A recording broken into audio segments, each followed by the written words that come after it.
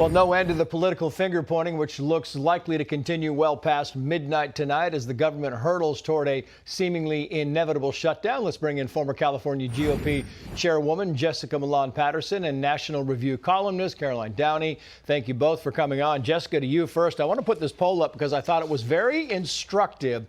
This is the New York Times poll. Democrats should or should not shut down the government if their demands are not met. Should 27%, should not 65%. That's a big number telling Democrats not to shut the government. And guess what? We're about to. Exactly. And we see the radical wing of their party taking over and taking control once again. This is a big number just amongst Democrats. And when you look at the overall numbers, when you're talking about Republicans, Democrats, this is not something that Americans want. They want to see our government working and doing the things they're supposed to be doing. Yeah, it's amazing to me, Caroline, because, you know, Chuck Schumer was out tonight talking about the very poll that me and Jessica just talked about. And he says, oh, this is the New York Times, by the way. He says the New York Times, his hometown newspaper, the left New York Times, watch. There are many more polls that show Republicans are blamed. The question in that poll is biased. Biased in the New York Times, but it's biased. If you turn the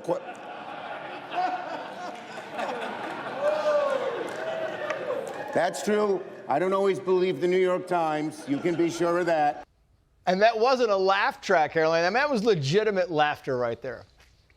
Chuck Schumer is flailing right now because he's still getting flack for when he helped Senate Republicans clear their filibuster in March. He's just trying to save his skin. But look, the fact is that the public typically blames the party that kills the clean bill. And that's what Republicans have proposed.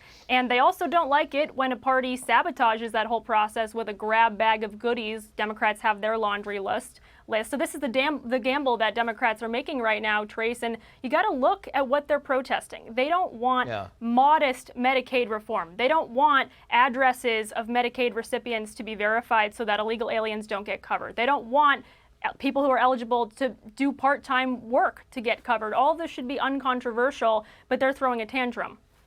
Yeah, it really, and that's the whole thing is many have said, listen, this should not be a fight. This is something that, anyway. Let's move on. Dover, New Jersey, a Democrat. He's a mayor. His name is James P. Dodd. He is now endorsing the Republican Jack Ciattarelli for governor of New Jersey over Democrat Mikey Sherrill.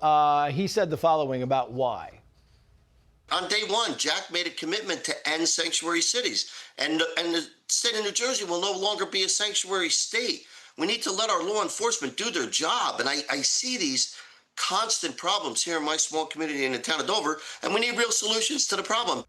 And you see it in New York, you see it in New Jersey and Chicago, and here in California. These people are realizing that these sanctuary policies are detrimental to their state's well-being. Safe communities start with secure borders. Right. And that is what we are seeing. Jack is having this rise, and it always starts with one. It is one mayor. It will start with him, and it'll include more. But he is out there talking to people about the issues that are important to them. Yeah. Public safety, secure borders, making sure our kids get a good education. That is why he is catching fire in a state like New Jersey. Yeah, it really is. And that's why you can see it kind of resonates across the country, even here in California, Jessica. Meantime, Trump had a conversation with the governor of Oregon, and the governor of Oregon was trying to convince him that everything in Portland is just fine.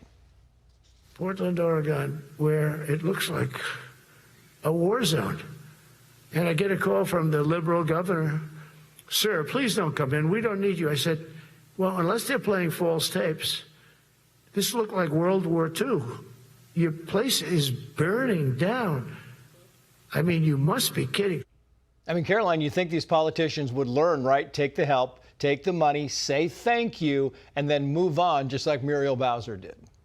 Yeah, and that's the beauty of this, because Trump is really embarrassing them and calling their bluff. And even if he doesn't send the National Guard into Portland, what he's doing is bringing awareness to the fact that these progressive-run cities are in ruins. And it's completely self-inflicted that they are shells of their former selves.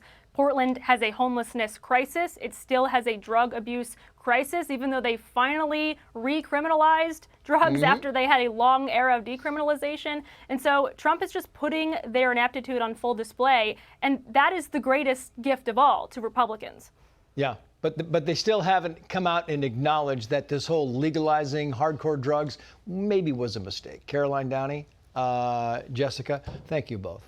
Hey, Sean Hannity here. Hey, click here to subscribe to Fox News YouTube page and catch our hottest interviews and most compelling analysis. You will not get it anywhere else.